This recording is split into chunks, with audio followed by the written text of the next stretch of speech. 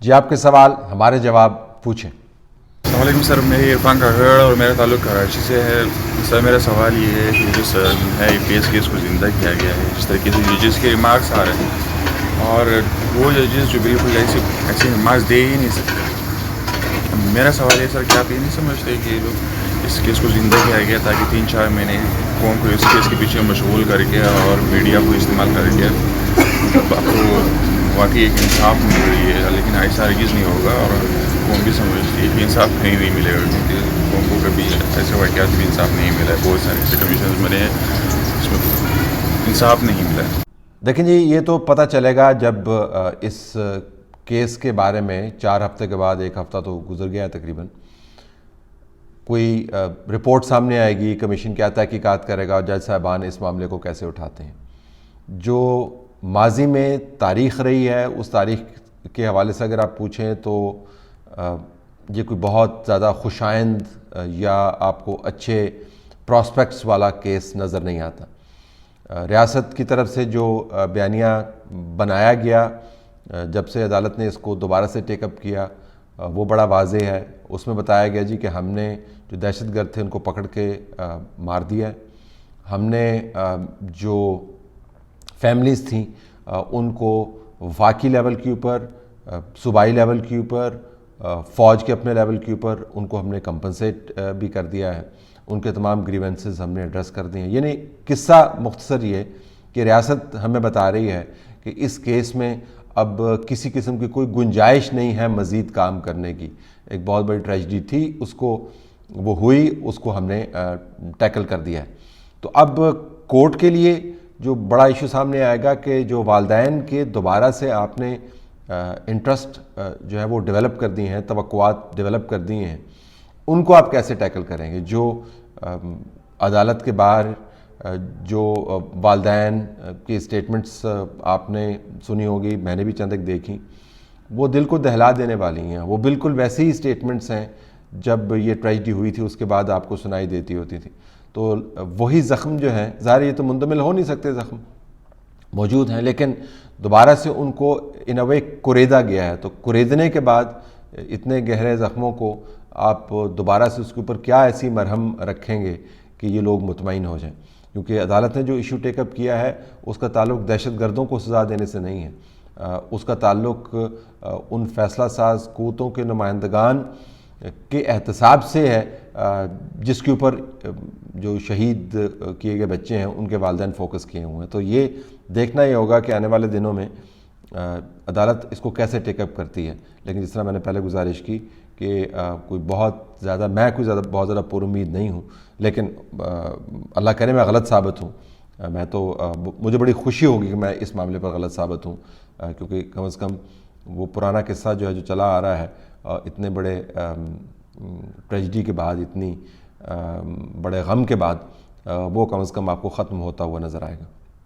السلام علیکم طلعت صاحب، یہ سر جو رانا شمیم صاحب کا جو حلفیہ بیان آیا ہے سامنے، تو اس پہ مختلف لوگ جو ہیں تجزیہ کر رہے ہیں، آپ نے بھی اپنا ویلاگ کیا تھا، لیکن اس میں پوچھنا یہ تھا کہ اس کا جو متن ہے اس کا تو جس طرح لگتا ہے کہ فائدہ نون لیگ کی قیادت کو، یعنی نواز شریف صاحب، مریم نواز صاحبہ کو ہوگا، تو آپ کیا سمجھتے ہیں کہ کیا اس کا واقعی کوئی فائدہ پہنچ سکتا ہے ان کو، جو کیس ان کا ابھی لگا ہوا ہے اسلام آباد ہائی کورٹ میں، تو کیا اس سے ان کو کچھ فائدہ ہوگا؟ دیکھیں، بعض لوگوں کا خیال ہے کہ اس کا فائدہ نون لیگ کو نہیں ہوا۔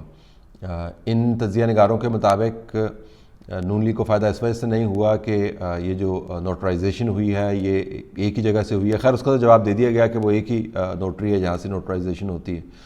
اب ان کے جو تعلقات ہیں وہ بھی سامنے آ گئے کہ فیملی سے ان کے تعلقات ہیں، لیکن اس کا جواب یہ دیا جاتا ہے کہ کیا آپ کو معلوم ہے کہ جسٹس ثاقب نثار کو جوڈیشری کی لائن میں کس نے لگایا، جسٹس کھوسہ کو کس نے ہینڈ پک کیا، اور بہت سارے ایسے لوگ جو ابھی بھی اہم منسٹریوں میں اہم عہدوں کے اوپر فائز ہیں، وہ سارے نواز شریف اور شہباز شریف کے دور میں ان کے ساتھ کام کرتے رہے ہیں۔ تو یہ کسی جج کا کسی خاندان کو جاننا جو ہے وہ کوئی انہونی بات نہیں ہے، وہ اس کی کوئی ڈسکوالیفیکیشن نہیں ہے۔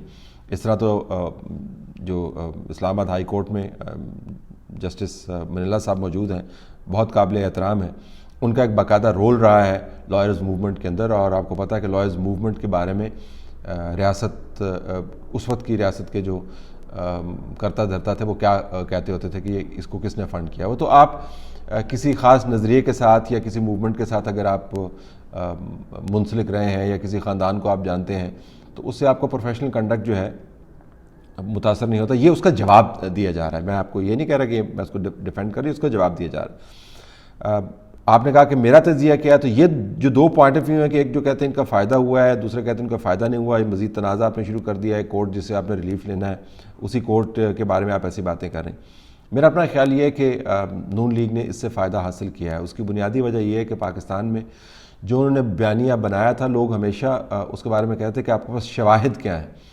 تو آہستہ آہستہ چاہے وہ جج ارشد ملک کا کیس ہو، ان کی ویڈیوز ہوں، صدیقی صاحب کے کیس اور ان کے جو بیانات ہیں، اگرچہ وہ نون لیگ سے متعلق نہیں ہیں، لیکن آپ اگر دیکھیں کہ جو اس کی امپلیکیشنز ہیں وہ کیا ہیں، وہ انہی کیسز کے بارے میں ہیں، وہ انہی بینچز کے بارے میں، تو اس کو بھی استعمال کیا گیا. اور اب یہ جو ایفیڈیوٹ سامنے آیا ہے اور کہا جا رہا ہے کہ یہ اس کو ڈیفینڈ بھی کریں گے، ایکسپلین بھی کریں گے، یہ نون لیگ کے بیانیے کو فلیش آؤٹ کرتا ہے. یعنی اگر پہلے آپ کے سامنے ایک ڈھانچہ تھا تو اب آپ کو اس کے اوپر اس کے خد و خال جو ہے وہ شواہد سے بنتے ہوئے نظر آتے ہیں. ظاہر ہے جن لوگوں نے نہیں ماننا انہوں نے نہیں ماننا، لیکن نون لیگ ان لوگوں کو کنونس کرنے کی کوشش نہیں کر رہی جنہوں نے نہیں ماننا کسی بھی حالت میں.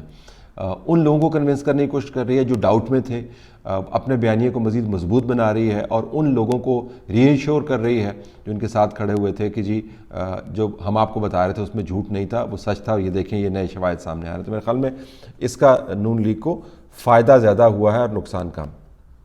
کل ان کا ایک انٹرویو سنا وزیر قانون کا. آج جو بلز پیش کیے جانے ہیں قومی اسمبلی میں، ان میں انڈین جاسوس کا بل بھی تھا، جس میں وہ انٹرنیشنل کورٹ نے ریویو کے لیے کہا ہے.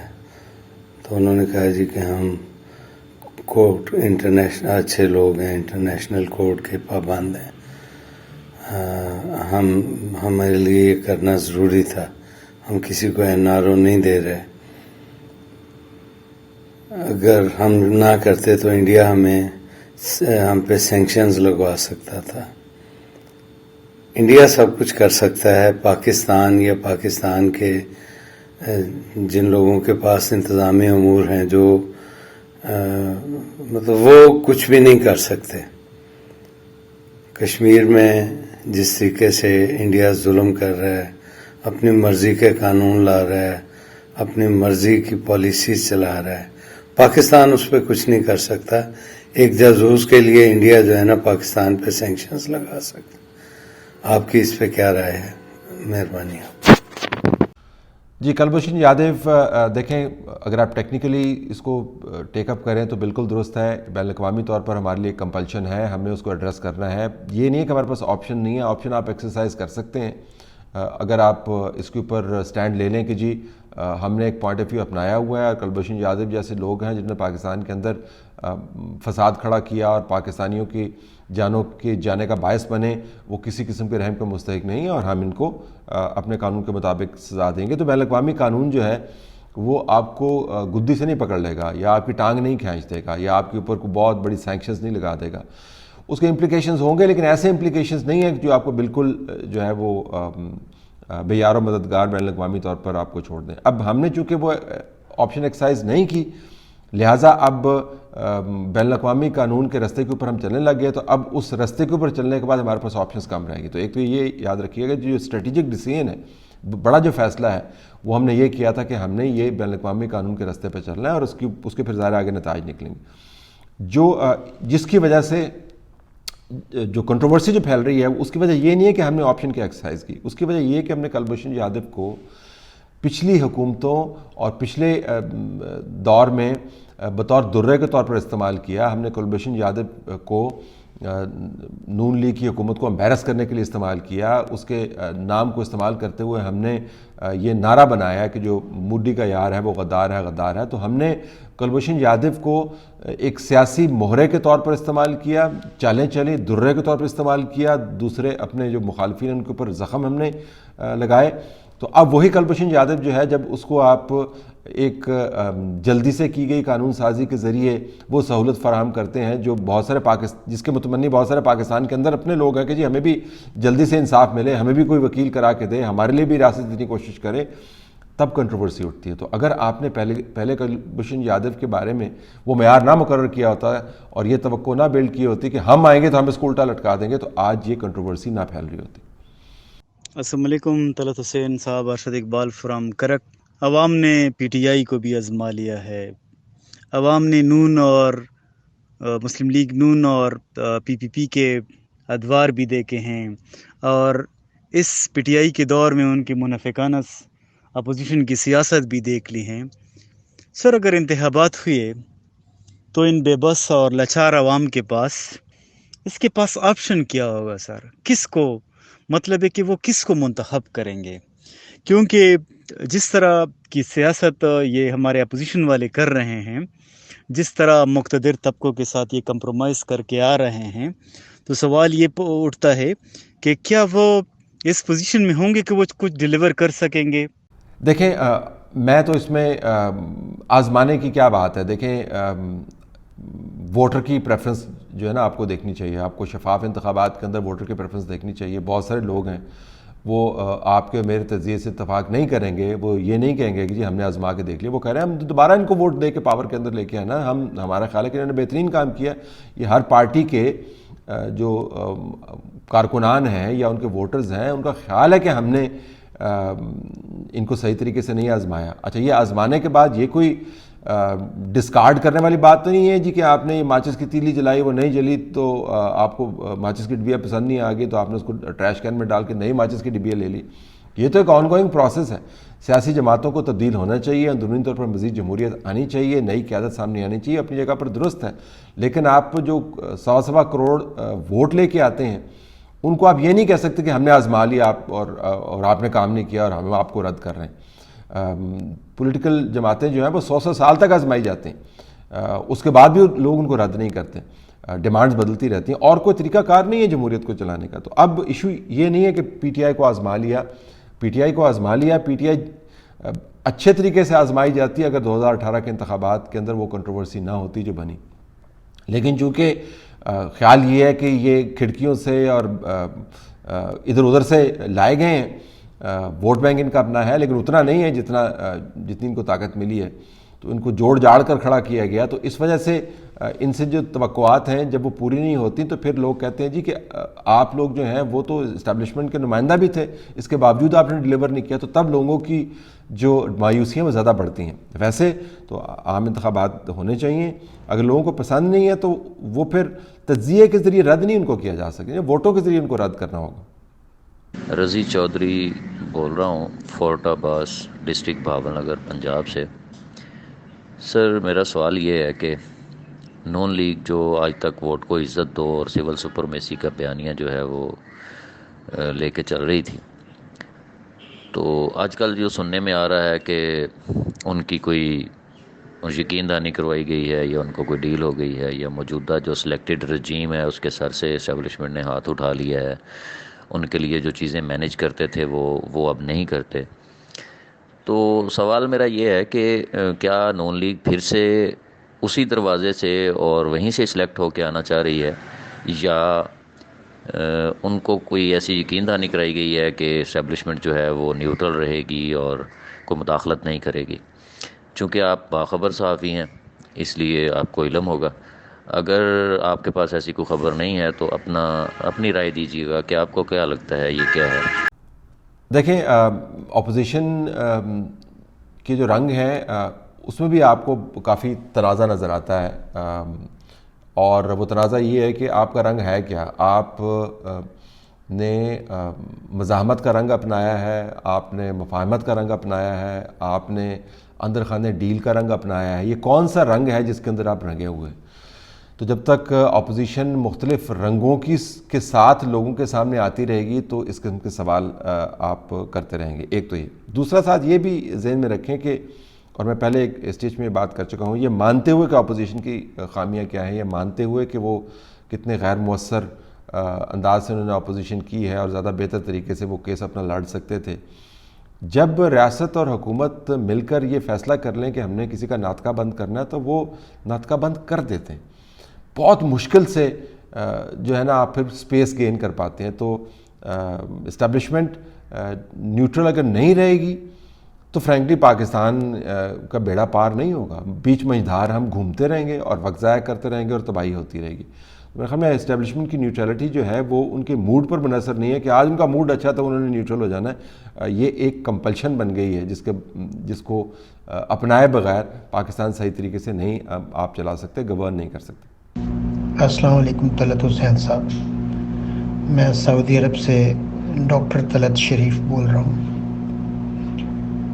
میں آپ سے یہ پوچھنا چاہتا ہوں کہ آج کل پولیٹیکل پارٹیز کے جو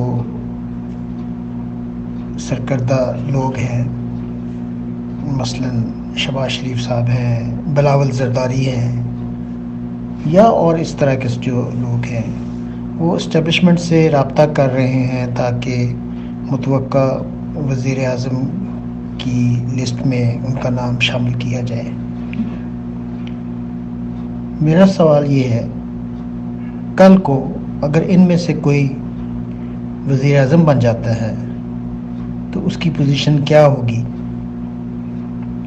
آپ میری بات سمجھ گئے ہیں کہ اب وہی لوگ جو اس وقت بیک کر رہے ہیں پوزیشن کے لیے، کل کو وہ جب اتھارٹی ان کو ملے گی تو کیا وہ اسرٹ کر سکیں گے اپنا اتھارٹی؟ جواب دیجیے. شکریہ.